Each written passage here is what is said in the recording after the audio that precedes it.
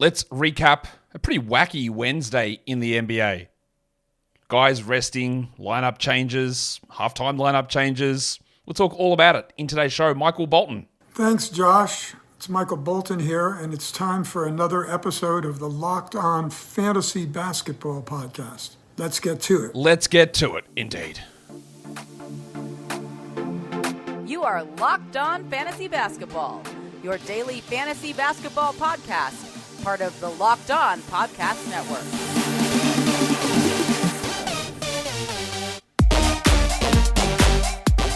Hello and welcome to the Locked On Fantasy Basketball Podcast, brought to you by Basketball Monster. My name is Josh Lloyd, and each time when I come here, I am abused. I'm also the lead fantasy analyst at basketballmonster.com, and you can find me on Twitter, as always, at redrock_bball, on TikTok at redrock_bball, and on Instagram at Locked On Fantasy Basketball. Today's episode is brought to you by PrizePicks, the easiest and most exciting way to play daily fantasy sports. Go to prizepicks.com/LockedOnNBA, enter the code LockedOnNBA, all lowercase, for a first deposit match up to $100. Thank you also for making Locked On Fantasy Basketball your first listen every day. We are free. We are available on all platforms. Double bang it. Bang, bang. Listen on video, listen on audio. Thumbs up, comments, subscribe, notification bell. Goes a long way to helping the show out. We're talking Wednesday. There are 6 games, or there were 6 games on in the NBA, and we've got a bit of stuff to talk about, as there is most days in the NBA. Let's cover some news to start things off. By now, you would have heard that Aaron Gordon was bitten by a dog. Don't know if it was his dog or not, or what sort of dog or whatever. Doesn't really matter. 21 stitches across his face and his shooting hand. That is going to be time. I don't really know how long to look at here. Minimum 2 weeks, maybe a month. I don't know. Infections, healing. You obviously can't play with open cuts on your hand, and you can't shoot if there's stitches all through your hand, obviously. His face, another issue. You'd probably have to wear a mask, I'm guessing. I'm going to say two weeks here for Gordo. We don't know exactly what they're going to do. When Gordon was out earlier in the season, they started Justin Holiday. Obviously, we don't care about that for fantasy, but what has happened since then is that Peyton Watson has wormed his way back into Dr. Michael Malone's good books. They should 100% be just trying out Watson, and even if he doesn't start, he should play more minutes. He's at least a speculative look-ahead guy. Maybe we'll try it. We'll see what happens. I don't expect a 32-minute a night, top 70 run from Peyton Watson at all. Maybe he's 110th for a week or two. Best case.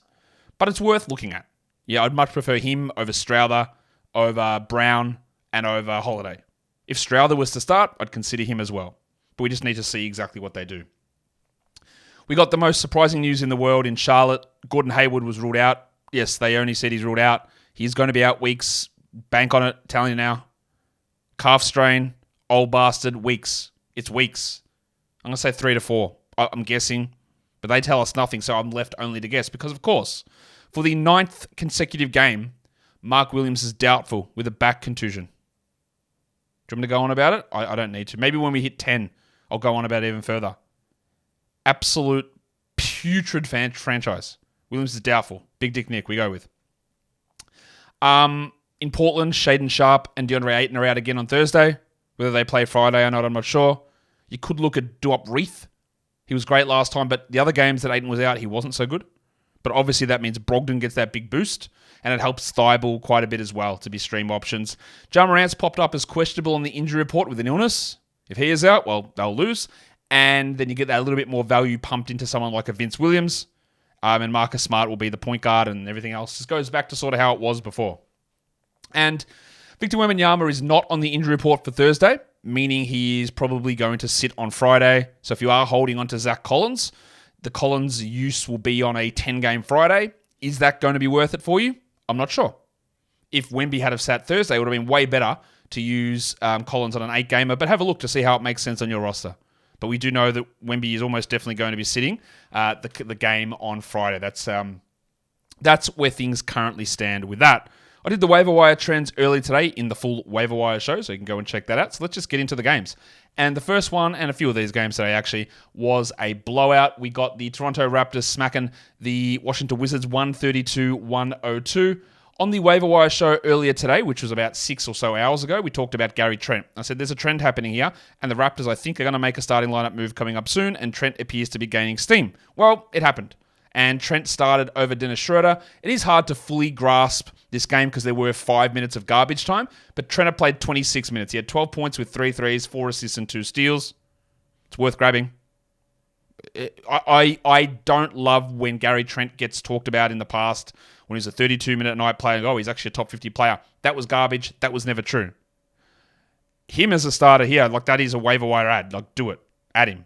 And then we'll see where it goes. We'll see what happens with Dennis Schroeder after this. Schroeder played 28 minutes. He had 9, 4, and 10, which is still relatively useful. Only took 6 shots.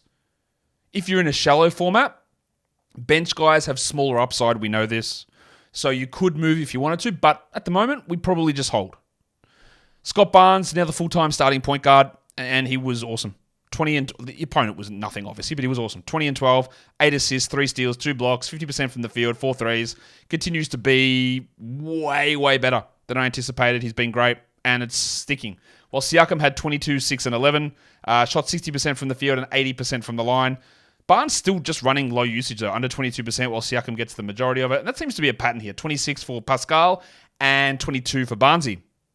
We featured him on the Buy Low show when OG Anunoby stepped up. 26 and 6 with 3 threes. He shot 69% from the field. Cool. No defensive stats. That is what I'm more interested here. And I talked about this Buy Low as well. So why is his usage down at 15? Well, it was up to 24 here. Is that because Schroeder was out of the lineup? I don't know. But it is encouraging nonetheless. Jake Pirtle played 21 minutes. He did have 3 fouls in, I think, the first 12 minutes, or 4 fouls in the first 12 minutes. Of course, he didn't have another foul, so his coach successfully fouled him out. He played 21 minutes, and again, it's frustrating. His minutes are all over the shop. But honestly, 10 and 8 with 2 steals and a block on 67% is fine. That's good. That's totally fine.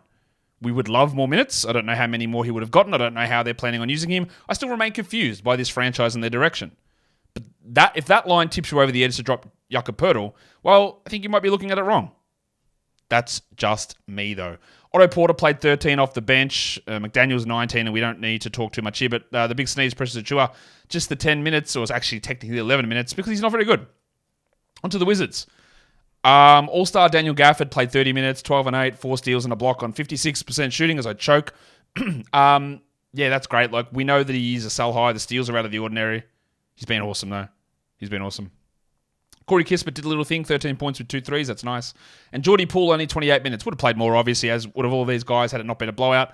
14, 4 and 4, 42%. Still not awesome, but improving.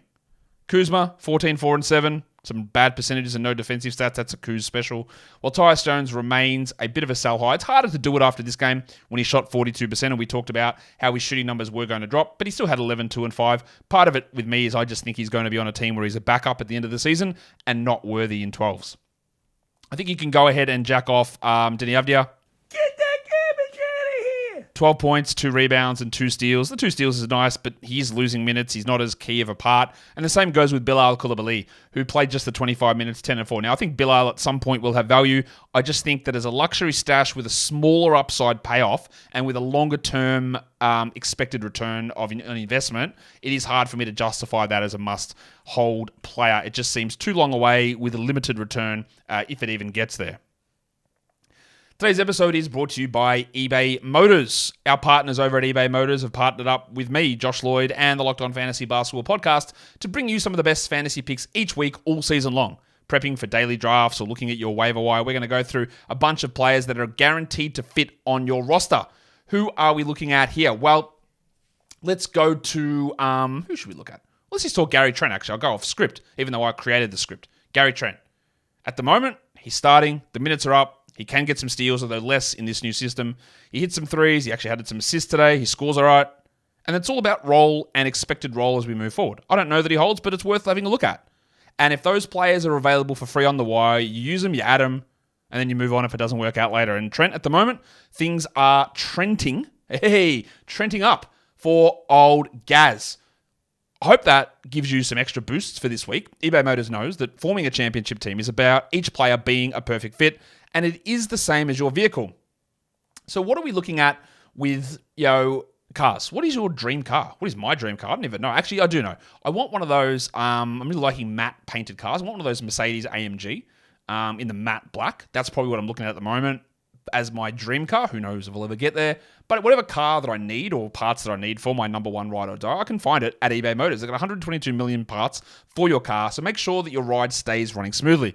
Brake kits, LED headlights, roof rack, bumpers, or whatever your baby needs, eBay Motors has it. And with eBay Guaranteed Fit, it's guaranteed to fit your ride the first time, every time, or your money back. Plus, at these prices, you're burning rubber and not cash.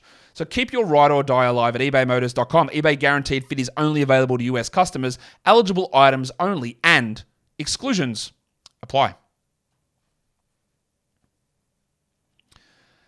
Okay, let us go into game number 2 for the day, and this was a little bit of a blowout. The Sixers, without Joel Embiid, take care of the Orlando Magic. Final score here, 112.89. Is that 112.89 correct? Because I'm looking at a score that looks different on this other screen. I'm just going to double check that. Yeah, no, it's not. It's 92. So that original score I had there was wrong. I'm going to fix it. Now, that looks better. But you saw on the screen before, if you're watching here on YouTube, it had final at the top, but they had the wrong score. I don't know how that's possible. Anyway, 112.92. The Sixers beat the Magic. Philadelphia was without Joel Embiid, as we know. And you see it a lot. Happens a lot. Even other fantasy analysts say it, but there's so many people in the community. It's like, man, why do these analysts want to dick ride Paul Reed all the time? What is with this guy? I'm sick of it. I'm never doing it again. He's just a bum. He's never going to be good. Someone asked me, hey, Mo Bamba should be getting more minutes than Paul Reed, yeah? This is why when we talk about Paul Reed, we talk about him the way we do. 32 minutes, 15 and 10, 3 assists, 1 steal, 3 blocks. That's a top 50 fantasy line easily. Top 40, probably top 30. That's why I was so enamored to grab Paul Reed with a last 2 or 3 round flyer pick, because if he was going to play at power forward, which again, self-branded hat legend Nick Nurse told us he would do and has done it for 0 minutes, that is why I said, well, you've got to take him because the upside is huge. 15 and 10, 3 assists, 1 steal, 3 blocks is great. He won't do it every single game, but that is great. Without question, great. Now, we just wait to see whether Embiid plays again this week. He's got some games on the weekend, so we'll see whether he's involved. Well, not on both the days of the weekend, but he's got a couple more games left up. And of course, you would have Reed on your roster very easily. He is clearly a better player than Mo Bamba, who was scoreless, took 1 shot, had 7 rebounds in 16 minutes. It was it a good night for me in terms of guys that I like and don't like? I guess so, because Kelly Oubre had 4 points in 29 minutes on 14% shooting. He played 29 minutes. He had 2 steals and 2 blocks, so that is actually a credit to Kelly. And it's not that I don't like Kelly Oubre. He's probably the most handsome man in the NBA. It's just that I don't love his style of play all the time, but more importantly, I don't love his fantasy game. He had some value with Embiid out. I thought he'd take more shots, but he shit the bed here. And he is now 221st over the last 2 weeks, 166 for the season. That's not a rosterable player. You can move on. The thick Hogsman Toby Harris had 22 and 7 in 23 minutes, while Tyrese Maxey bounced back to have 23, 6 and 2. And it was a great game from DeAnthony Melton. So I can look at Melton's line and go 22, 5 and 1 with 2 steals. He's awesome.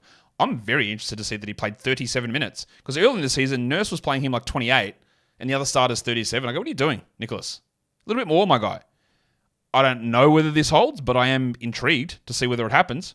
Bob Covington at least played some minutes here, but he seems to be, actually, you know what? He does seem to be, unfortunately for Rob, washed. It's been a couple of seasons now. He just isn't that guy anymore. Marcus Morris chipped in with 14 points as well. Cool. He's washed too.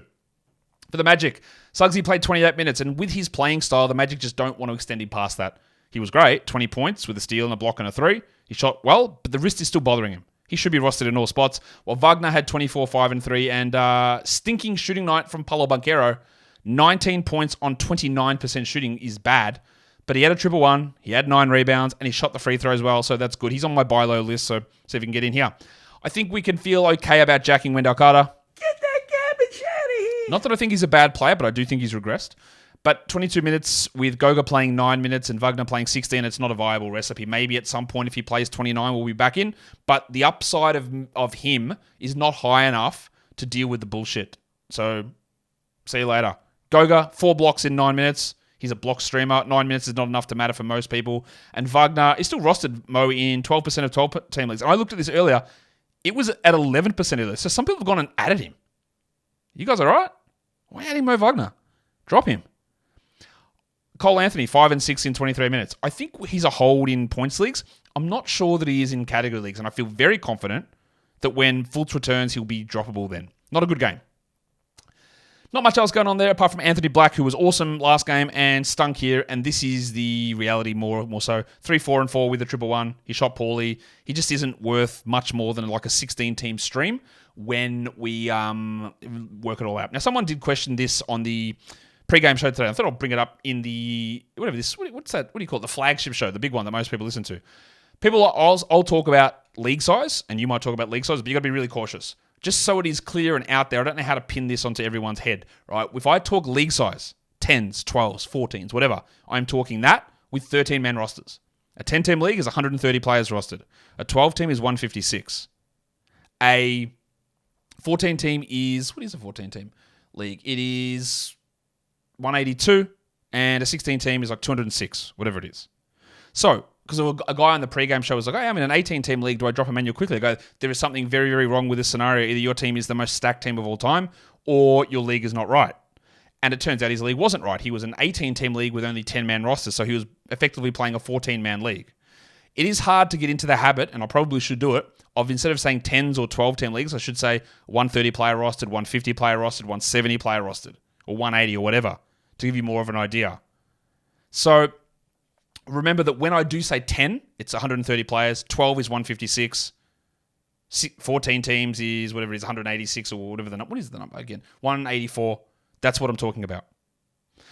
So when I say Anthony Black's like a 16-team guy, it's a league that goes to about 200, 210 players deep. We got that? Good. I think that is quite important to pay attention to, because there can be confusion, quite obviously, and I was confused when that guy was talking to me today. So yeah, we've got to make sure we get things accurate. Today's episode is brought to you by PrizePicks. PrizePicks is the largest daily fantasy sports platform in North America. It's also the easiest and the most exciting way to play daily fantasy sports. Don't worry, if you're playing on those other sites with all the salary caps and all the pros and the sharks that are in there swooping and swimming, trying to get your money, don't worry about that. It's not here. It's you versus player projections. That's it. They'll put up a stat for a player, whether it's points or it's rebounds, maybe it's steals or blocks, threes, and you just look at it and go, more or less. That's all you need to do. You do between 2 to 6 of those in your entry. You just stick that in, and you can win up to 25 times your money back. You put $10 in, it's $250. You put $5 in, $125 back. You can do it for multiple sports. You can do their combinations as well through their special league tab, where they've got these ones where it's like receptions in an NFL game with a certain player combined with threes from another NBA player, put them together, and you go, well, do you think there'll be more or less than 10.5? Like combined Kelsey receptions and LeBron threes. And you choose it. So easy to do. So fast as well. So go to PrizePicks.com/LockedOnNBA and use the code LockedOnNBA for a first deposit match up to $100. That is PrizePicks.com/LockedOnNBA. The code is LockedOnNBA and you get a first deposit match up to $100. PrizePicks is daily fantasy made easy. Okay, let's go on to a dumb game that I do have to talk about, but it's dumb. And I don't like talking about things that are dumb, but this was dumb. The Bucks beat the Nets 144-122. We'll talk Milwaukee first. Chris Middleton is back. Stamp it. Double stamp, triple stamp. Can't double stamp, triple stamp, but double stamp. You know how it goes. 32 minutes, 27, 3 and 10, 61% shooting, fully back. Let's roll top 60 rest of the way? Probably. Yanni had 32, 10 and 8 in 30 minutes with 2 blocks. Awesome from the field. A lot of attempts from the line and 71%, but we know that still hurts. And Lillard played only 29 minutes, 12, 3 and 4 on poor shooting numbers. They gave a little bit more playing time to Cameron Payne in this one, who played 23 minutes, and he was hot, 18, 4 and 6, 2 steals and 5 threes. Don't worry about it. Lillard's not injured. It was just a wacky game. So you can look at Lillard's numbers and go, only 29 minutes. It's one less minute than Giannis. It's totally okay. Leaky Beasley, only 22 minutes. He did get hot with 17 points and 5 threes, but that's to me what he is at the moment. He's a points and 3 streamer, not a must roster. While Brook Lopez, a little slumpy. 2 blocks is nice, but he shot 14%. He had 2 points with 6 rebounds. That pushes him outside, I believe, the top 85 over the last 2 weeks, which is bang right in line with his ADP position. And he's also, I think, outside the top 60 for the season per game, which, again, is not that far off. After that really hot streak early on, or in the middle of the season, he has somewhat cooled off. Bob Porter's played a lot of minutes. The blowout helps, but he's been really good after I wrote him off. He's been awesome. He had a Richie Beno, which you do not get from Bob Porter's. 14, 6 and 4 with 2 threes, 2 steals, and 2 blocks, which makes sense given the Boxing Day test is on. Shout out to those of you who don't know what the Boxing Day test is.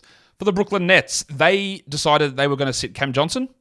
They were going to sit Dorian Finney-Smith, Spencer Dinwiddie, and Nick Claxton. They said rest them all after the big efforts it took to beat the Pistons yesterday. And then they started Mikal Bridges and Cam Thomas, along with Dennis Smith Jr., Day'Ron Sharpe, and Royce O'Neal. And I talked about this in the pregame show when I saw all this lineup stuff. I said, I wouldn't be shocked if they do what they've done to preserve the fake games played streak of Mikal Bridges and play him just a few minutes at the start of the game and then get him out of there. So if you want to do something, maybe go and bet his unders. Bridges played the entire first quarter and then never returned. 6 and 3 in 12 minutes. So it doesn't help his production where he's like 300th over the last 2 weeks. He had 6 and 3 there. And Cam Thomas, the same story. 8 points in the first quarter, didn't play again. Royce O'Neal, 10 minutes in the first quarter, didn't play again. 3, 1, and 2. So they just, I don't know what the purpose of starting Bridges, apart from maintaining a fake streak is, or what the point of starting Thomas and O'Neal was only to play them in the first quarter. If you're going to rest everyone, rest everybody. Also don't know what the point of resting everyone was. But what we did get was a few little interesting things. Dennis Smith continues to be a really good fantasy player. 14, 7, and 8, 41%. Day'Ron Sharpe started. He did have some early foul trouble. 12, 4, and 4 is actually really good. Now, it's annoying that he only played 16 minutes, but it's still a pretty good line. And then we had Noah Clowney, who is someone I really liked in that draft class. 14 and 4, his first real action. Trenton Watford, 17, 5, and 4 with 2 steals. A real fantasy contributor if he gets minutes. And Jalen Wilson, this is, I think, his second big game of the year. 30 minutes, 21 and 10. Now, he shot poorly. He took a lot of shots. It's a weird game that's not going to mean anything, but he's showing something of an ability in the NBA. We also got 22 minutes out of Derek Whitehead. The Pimple had 2 points on 5 shots. He's struggling. I still really do believe in him long term. And we got to see at least those flashes from Noah Clowney were interesting. Whitehead, not much there, but yeah, what do we take out of this? The answer is not much, except that Dennis Smith is still really good at stuffing the stat sheet. Sharpe is solid, and Watford and Wilson are interesting guys to look at if this situation happens again. But it is really frustrating, obviously, to have these... I don't mind a rest game, but just the weirdness, I guess, with the Bridges and Thomas situation as well. Again, to preserve this fake Mikal Bridges injury streak. Because literally that's all it is. That's what it is. Happened last season as well. So we can say that he's played every game, yet, pops out there for a quarter and has 6 points. I'm not against Mikal Bridges, but that's honestly what it is. That's what the situation is, and that's what they are doing with it. So yeah, they got pumped. Good for them. All right, next, the Phoenix Suns go to Houston, get a win on the road, 129-113. Durant was great. 17 assists from Kevin Durant. Imagine seeing that. 27, 10, and 17, 2 steals and a block. Kevin Durant watched my buy low, sell high show. Said, hey, what's going on with Kevin Durant? Why is he 40th best player? Well, there you go. Pumped it up. Eric Gordon, 39 minutes. 27 points, 7 threes, also chucked in 3 blocks. He probably should be rostered in 12-team leagues. Grayson Allen, 16, 4, and 3. 2 threes, 1 block. Definitely should be rostered. Nurkic returned. He played only 14 minutes in this one. Did have some foul troubles, but 8 and 10 with 2 blocks. But what the interesting development was Udoka Azubuike was the backup center, and Drew Eubanks was not. 0 minutes for Eubanks. Azubuike had 11 and 5 with 2 blocks, and Chimezie Metu, fresh off his 20 rebound game on Christmas, had 4 and 2. Not good. He's not good, that's why. The Eubanks thing is interesting because he really did shit the bed in a couple of starts with Nurkic out, and they went away from it. Cool. You can obviously don't need to worry about rostering Drew in really just checking if he's rostered anywhere. No, not really. So yeah, you can move on. He's only a deeper league guy. Saban Lee also got into the rotation, which is a little surprising. 9 points in 12 minutes for him, while Booker had 20 and 4 with 7 assists and 2 steals. So the Suns basically just took care of business. Nasir Littleface had 7 and 6 in his 16, and those bench guys, you can't really rely upon them at all. For the Rockets, there was no Dylan Brooks. He's out for an extended period of time. They didn't start Tari Eason. They went with the wild thing, Jayshawn Tate, because of course they did. And then Jabari Smith hurt his ankle and did not return. So the paths for Tari this season are there. Now, Eason didn't play particularly well, and he still only got 25 minutes. He had 6 points, which is bad. 1 3, 3 rebounds, 2 assists, but he got 5 steals. This is not a great game. You still got to roster him, because now there are 2 paths for minutes for Eason. I wouldn't add Tate, even though he played 24 minutes.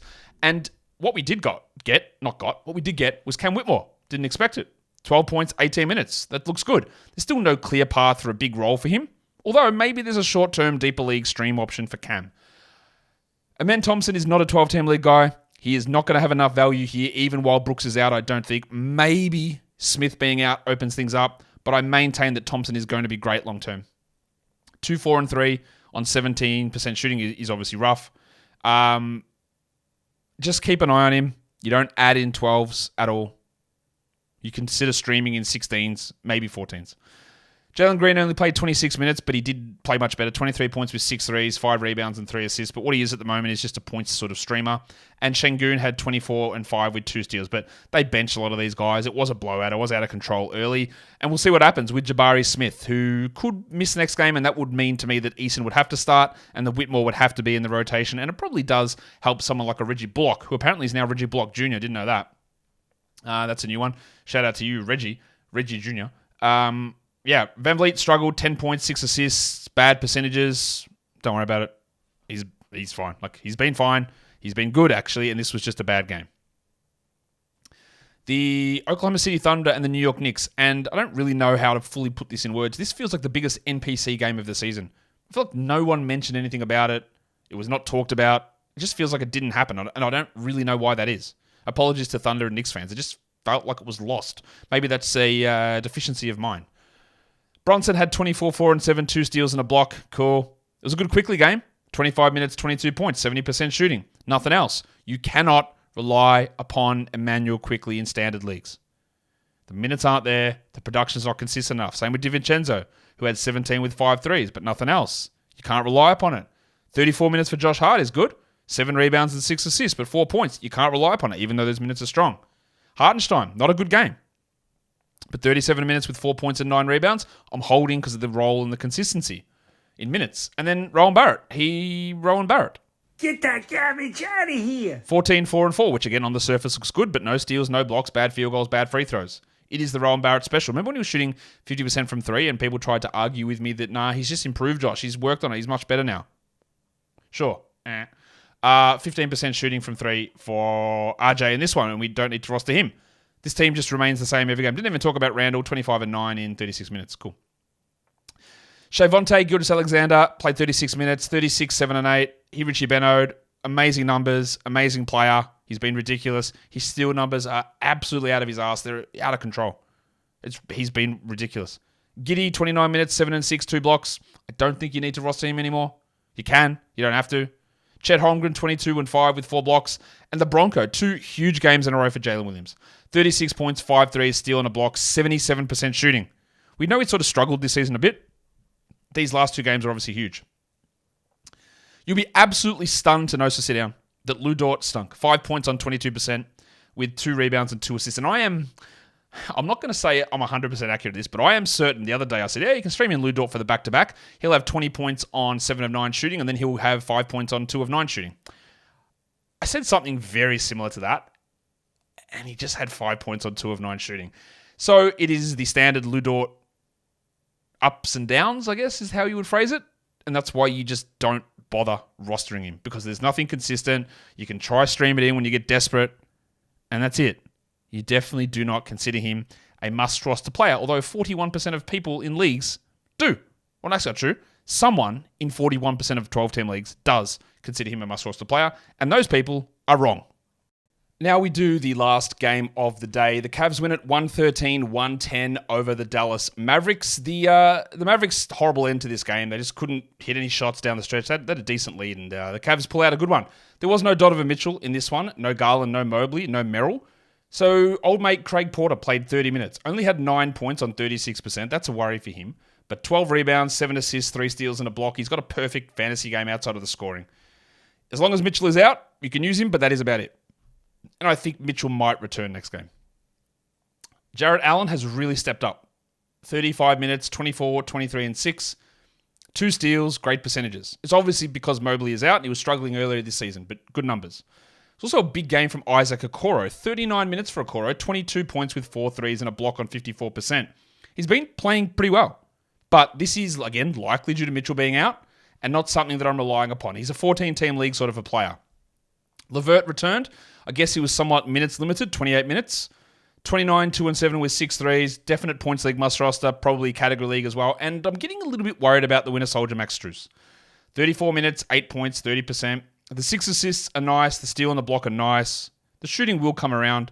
I am holding, but also remember he does not have a track record of doing anything remotely close to what he did for the first 15 to 20 games. So hold for now. Won't always be the case. Niang had 16 points in 24 minutes with 4 threes, a steal, and a block. For the Mavericks, they were still without Kleber, and Irving, but Josh Green did return. Luka played 37 minutes, 39, 7 and 6, 2 steals, 3 threes, 2 steals, 2 blocks, 8 of 10 from the line and 48 from the field. He's on an absolute hot streak at the moment, although he was limping around a little bit in this game, and I would be fairly shocked if he played tomorrow. Kyrie won't, I'm guessing. You got to roster Dante Exum, 13, 4 and 6 with 3 steals. I think you got to roster Derek Jones, 12 and 5 with a steal and 3 blocks. Just keep rolling with him until Kyrie is back. Lively had some early foul trouble, but ended with 4 and 4 with 2 blocks in 25 minutes. And Hardaway did the thing that he sometimes does. He had 14 points, but 31%. This will happen to him. He'll take those shots. He'll score occasionally.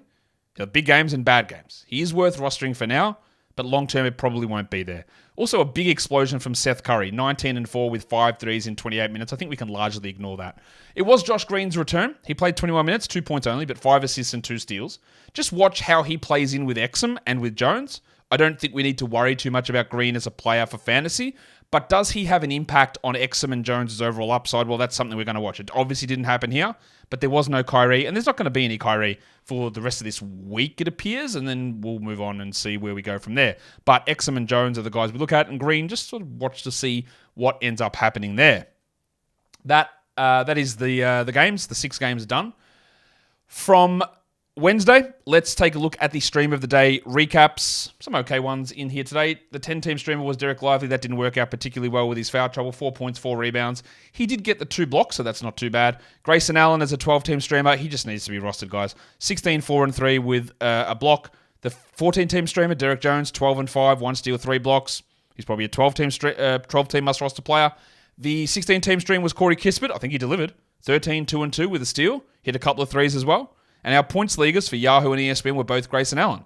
25.3 points on Yahoo and 29 points on ESPN. In fact, outside of the Derek Lively stream, which again didn't work out, the others I think were all basically W's. That worked out okay for him. Okay, so let's look at who got the monstrous line of the night. I think there's 4 candidates. Shea, Durant, Allen. I guess you could throw Doncic in there as well, so obviously only 3 candidates in my mind.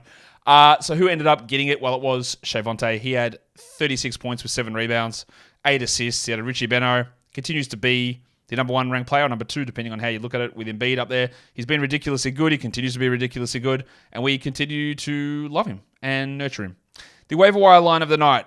A couple of them. There was a couple of weird ones in Brooklyn there, obviously, but we're not going to go that direction because this guy was better, and it was in Phoenix, Eric Gordon. He had 27 points. He had 7 triples. He is worth a 12-team league look. The young gun of the night, no real discussion on this one. He was the best player who was either a first or second-year player, I believe anyway. Although Jalen Wilson came close. It's another Jalen, shockingly.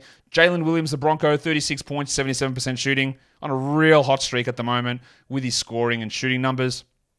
And the dud of the night, the worst performer through category leagues, who's mostly rostered over 70% of leagues. We're going to go with old Destructo himself, Rowan Barrett Jr. Yes, he had 14 points, cool. But no defensive stats, 36 from the field on high volume, 3 of 6 from the line, decently, that's really high volume. Destroyed both your percentages, gives you nothing defensively, and continues to be an absolutely putrid fantasy player from a category league perspective. Now we look at the top 6 players for today. Well, I've already given you a few of those names who are going to be up the top for the top 6 guys. Today, number 1 was Shea. Number 2, with a Andre Drummond-esque almost 25-25 game, was Jarrett Allen of the Cleveland Cavaliers. Kevin Durant at 3, Scotland Barnes at 4, Doncic at 5, and Christopher Middleton comes in at number 6. It's actually Christian Middleton. Isn't it James Christian Middleton? J.K. Middleton? The top 6 players rostered in under 50% of leagues. Eric Gordon. Cool, we talked about that. Cameron Payne. Don't worry about it. Jalen Wilson. Absolutely don't worry about it. Paul Reed. Very, very clear streamer if Embiid is out. Dante Exum. Roster him.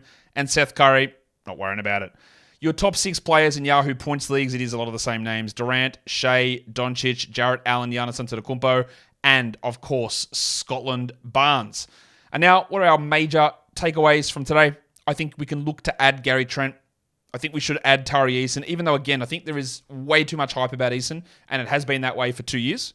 He's a solid enough player. He's pretty good. The steals are good. But he's not someone who's just forcing 30 minutes a night. Although with 2 injuries now, the chance is there. Dante Exum should be rostered as well. Throw Derek Jones into there. And I think 2 of the guys we can consider dropping are Wendell Carter Jr. and Denny Avdia. They're relatively highly rostered. Not sure they have to be. So you can probably go ahead and move on from them. And that brings us to the end of this show. So if you want to be a double banger, go and listen to the audio and download and watch the video. You can download it as well. Hit the thumbs up, subscribe, the notification bell. It's all a great way of helping out on YouTube. Leave your comments down below. Also, guys, we are done here. Thank you so much for listening, everyone. See ya.